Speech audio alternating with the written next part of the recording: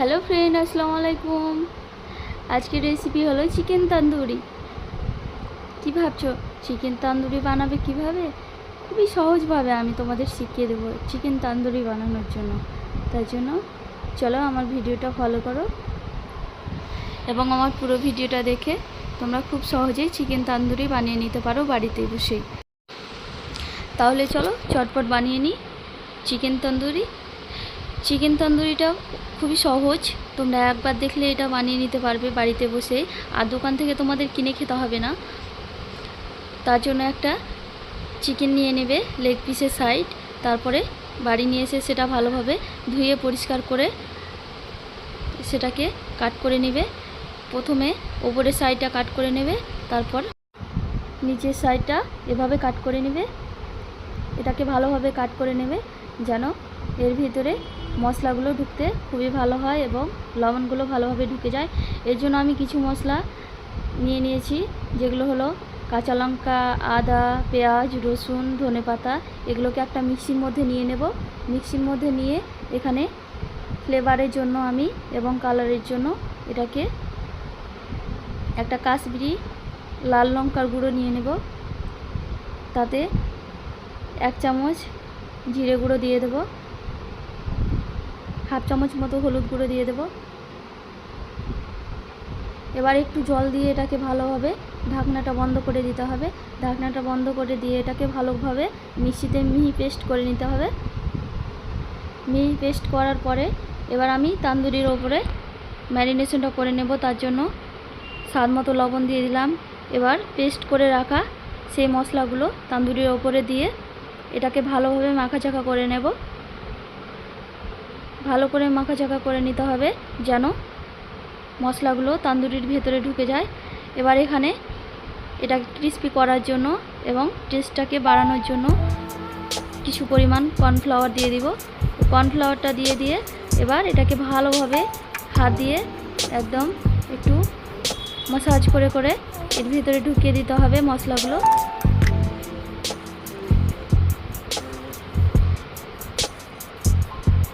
এভাবে করলে এটা অনেকটাই টেস্টি হয় এবং খেতেও ভালো লাগে। এটা একদম ঘরে বসে বানিয়ে নিতে পারো খুব সহজে এবং খুব অল্প সময়ের মধ্যে এটা হয়ে যাবে। মশলাগুলো আমার মাখানো হয়ে গেছে। মশলাগুলো এভাবে লাল লাল করে আমি মাখিয়ে নিয়েছি।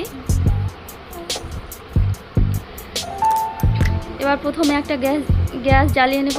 প্রথমে আমি গ্যাস জ্বালিয়ে নিয়েছি। এবার একটা ফ্রাই প্যান বসিয়ে দিয়েছি। ফ্রাই প্যানটাকে ভালোভাবে গরম করে নিয়েছি। এবার ফ্রাই প্যানটা গরম হয়ে গেছে, তাতে আমি তেল দিয়ে দেব পরিমাণ মতো তেল দিয়ে এটাকে ভালোভাবে গরম করে নিতে হবে। তেলটা যখন খুবই গরম হয়ে যাবে তখন একবার তেলটাকে নাড়িয়ে নেব। তেলটা নাড়ানোর পরে মাখিয়ে রাখা সেই চিকেনটা আমি ম্যারিনেশন করা চিকেনটা আমি তেলের মধ্যে দিয়ে দেব। তেলের মধ্যে দেওয়ার পরে এটাকে আমি ঢাকনা দিয়ে কিছুক্ষণ ভেজে নেব। এটা ঢাকনা দিয়ে ভাজলে এটা ছিটে না, নাহলে এটা একটু ছিটতে থাকে তেলগুলো। ঢাকনাটা তুলে আমি আরও এক পিঠ উল্টে দেব। এভাবে উল্টে পাল্টে একটু ভালোভাবে সুন্দর করে ভেজে নিতে হবে। কিছুক্ষণ ভাজার পরে এটা কালারটা চেঞ্জ হয়ে আসলে আবারও ঢাকনাটা তুলে এটা চিকেনটা ভালোভাবে দেখে নিতে হবে ভালোভাবে ভাজা হয়েছে কি হয়নি। যদি ভালোভাবে ভাজা হয়ে যায় তাহলে তুলে নিতে হবে, আর যদি না হয় তাহলে সেটাকে আরও একটু ভালোভাবে ভেজে নিতে হবে।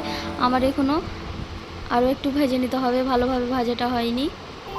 এটাকে যত ভালোভাবে ভাজবেন এর ভেতরটা অতই ভালো হবে খেতে, এবং তাড়াতাড়ি খুব একটা ভাজলে ভালো হয় না। আমার ভাজা হয়ে গেছে। এবার এটাকে আমি নামিয়ে নেব। নামিয়ে নেওয়ার পরে ওই তাওয়ার মধ্যে আবারও আমি চিকেনটাকে দিয়ে দিলাম। এবার একটা বাটিতে কাঠকয়লা আমি গরম করে নিয়েছি। কাঠকয়লাটা গরম করে নেওয়ার পরে একটু ওতে ঘি বা সাদা তেল দিয়ে যে কোনো একটা দিলেই হবে, বাটিতে দিয়ে আবার ঢাকনা বন্ধ করে 2 মিনিট রেখে দেব। আমি